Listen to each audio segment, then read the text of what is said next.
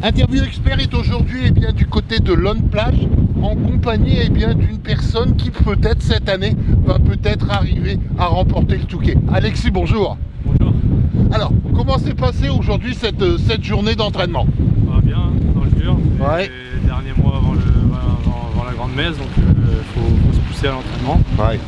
Donc c'est dans le dur, des conditions difficiles, mais c'est comme ça qu'on se forge.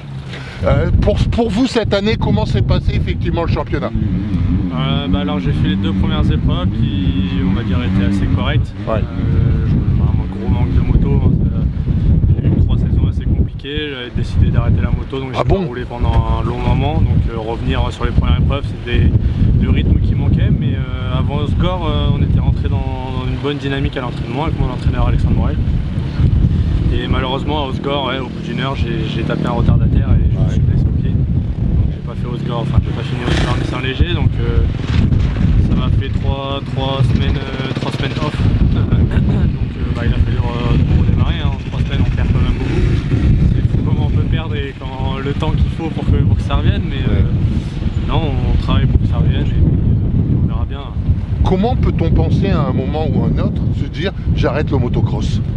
C'était une accumulation de tout. Vous voyez, on a fait une compétition, on a fait des interviews, il est arrivé à un stade. Je vais pas dire qu'on a eu un peu les mêmes saisons, mais c'est vrai qu'un peu comme lui, ça a été assez similaire. On a accumulé plein de problèmes, plein de choses, et avec l'effort que ça demande et tous les sacrifices qu'on met bout à bout pour essayer d'y arriver, c'est vrai que quand au bout de 3 ans, s'il n'y a rien qui rentre dans l'ordre, et à certains moments on a besoin de faire un break. De faire un break, et au final c'est pas plus mal. Je pense que j'ai appris sur plein de choses, j'en ai appris sur moi-même, et puis là le team Daffy Honda Wonderbike m'a offert une merveilleuse opportunité. Je suis dans les meilleures conditions pour performer, donc ça redonne l'envie, et puis quand le rythme revient, même si les résultats sont pas encore là, ça redonne aussi encore l'envie. Est-ce que la compétition de motocross est vraiment quelque chose de particulier au niveau psychologique? Ouais, c'est dur. C'est pas être sportif de haut niveau, c'est dur. Hein. C'est très peu de victoires, mais beaucoup de moments de solitude? Ouais, pas forcément de solitude, on est accompagné, mais c'est vrai qu'on est quand même tout seul sur la moto. L'effort, au final, on est tout seul en fait à pouvoir s'en sortir. C'est-à-dire que, ok, on peut avoir un entourage qui peut nous guider, mais si on n'est pas prêt à faire le sacrifice et prêt à se donner pour y arriver, ils ne le font pas pour nous. C'est pas de la solitude, mais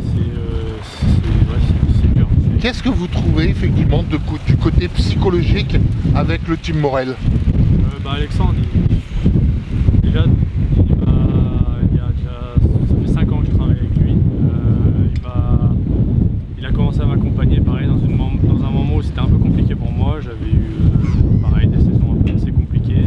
Il a réussi à m'aider à me reconstruire. C'est là où j'ai fait ma meilleure année en fait. Et il m'a pas lâché. Même de là, ça fait 3 saisons que je suis vraiment dans le dur. J'étais dans le dur parce que là ça commence à revenir bien. Et j'ai juste pas les résultats qui sont encore là pour le moment, mais il m'a jamais lâché. Il a toujours été là, même dans des journées comme ça où vous voyez, le parking est vide. Je sais pas quelle heure il est 16h, mais il était encore là. Il est 4h de l'après-midi. Il est resté 3 heures sous la flotte, comme Steve Coquet, mon team manager. En fait, c'est un soutien qui au final vous donne beaucoup de force. Et on s'en rend pas bien compte, mais le peu d'accompagnement, et quand c'est bien fait, et quand il n'y a pas de mauvaise ambiance ou autre, ça pousse un pilote en fait à se surpasser et à en vouloir encore plus. Non, c'est vraiment Alexandre, au final c'est plus qu'un entraîneur pour moi maintenant. C'est un second père?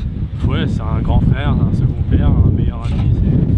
Il a été là dans les moments compliqués. Je pense qu'il a été aussi un peu dans ces moments compliqués, et puis j'espère que bientôt on aura des bons moments ensemble. Mais non, bon, la suite du championnat, c'est quoi dans un premier temps? Graillon la semaine prochaine. Ouais. Donc, là, on rentre dans le dur. Et puis après, il y a le Touquet.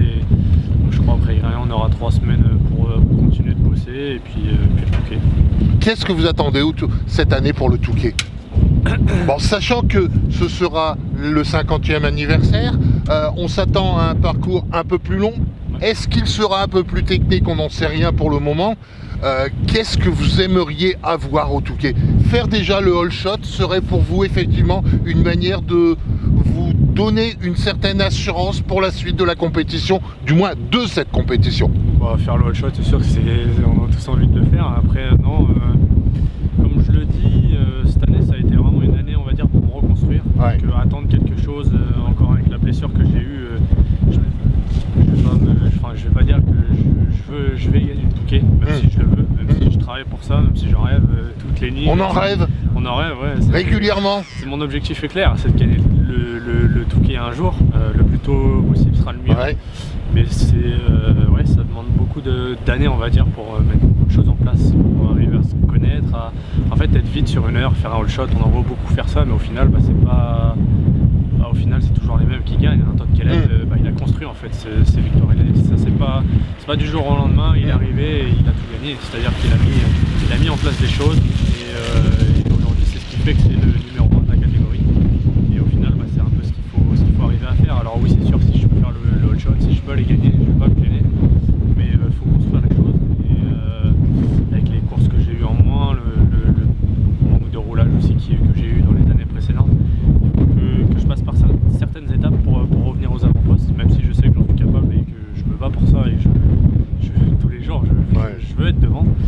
Mais ouais, il y a aussi ce côté-là un peu plus mature maintenant, on va dire, j'arrive à avoir un peu plus de réflexion, à comprendre un peu plus ce qui a été et ce qui n'a pas été dans les années d'avant. On va dire, il y a beaucoup de chance, mais au final, non, c'est un peu les choix qu'on fait et tout ça. Est-ce que automatiquement, d'une manière générale, pour remporter une course telle que le Touquet, il y a la partie physique d'un côté et la partie pilotage de l'autre? Ce sont deux choses que l'on doit préparer, bien préparer tout au long d'une année.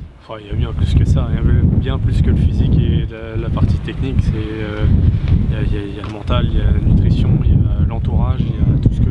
En fait, c'est toute une équipe.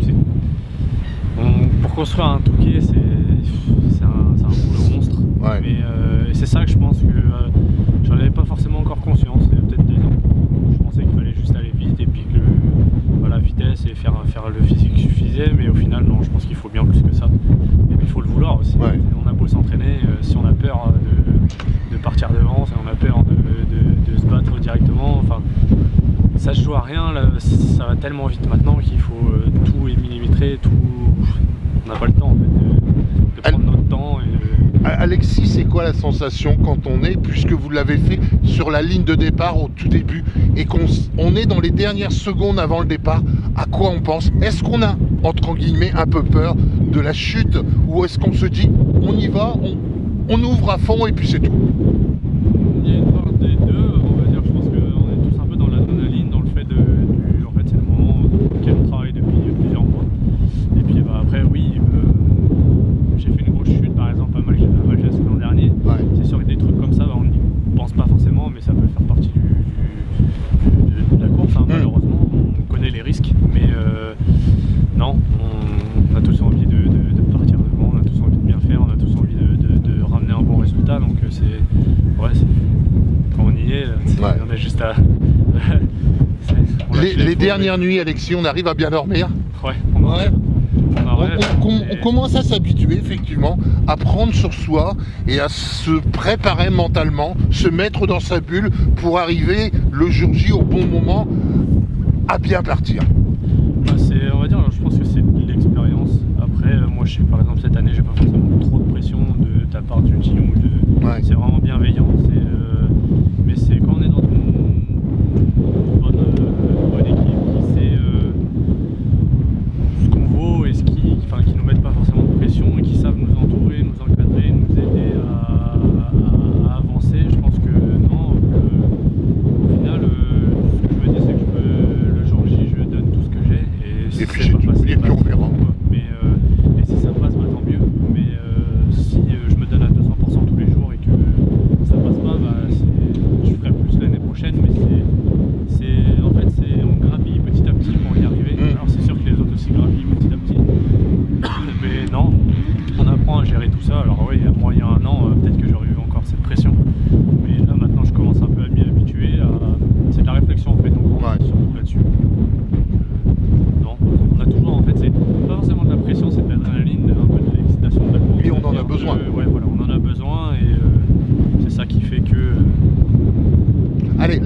question, si vous aviez une baguette magique, je vous offre une baguette magique, qu'est-ce que vous aimeriez pour cette nouvelle année? Gagner le Touquet et t'en gagner plein d'autres. Ok, d'accord. Bon, il faut pas oublier qu'on ne peut pas malheureusement vivre aujourd'hui de la moto. Quel est votre métier en parallèle? Bah oui, là pour le moment c'est sûr que j'en vis pas. Après on peut en vivre forcément si il y a des résultats et autres. Ouais. Mais ouais, comme je le construis, c'est un peu compliqué. Donc à côté de ça, moi cette année j'avais coupé un peu avec la moto, je me suis mis à travailler. Ouais. Je me suis mis à mon compte en tant que vidéaste. Oui. Donc voilà, j'ai bossé jusqu'à septembre et puis après on a attaqué avec le CFS. Donc ça m'a permis de mettre un peu de côté pour pouvoir vivre, hein, parce qu'il faut bien manger. Et puis, tout à fait. Mais non, on peut arriver à en vivre, c'est juste qu'on va en vivre quelques années. Et puis surtout avec l'économie de maintenant, c'est un peu compliqué. Les marques investissent un peu moins parce que je pense que dans tout domaine ça devient un peu compliqué. Mais vous recherchez des sponsors? ouais, on en recherche tout le temps. Ok, d'accord. C'est un peu compliqué aussi, mais c'est comme ça, on arrive à lutter, toujours être présent. Là j'ai une très belle aide de Honda Europe et du team et de tous les partenaires du team. Donc c'est vrai que on va dire que je retombe bien sur mes pattes. Et je les remercie d'ailleurs. Mais ouais, c'est toujours un peu compliqué.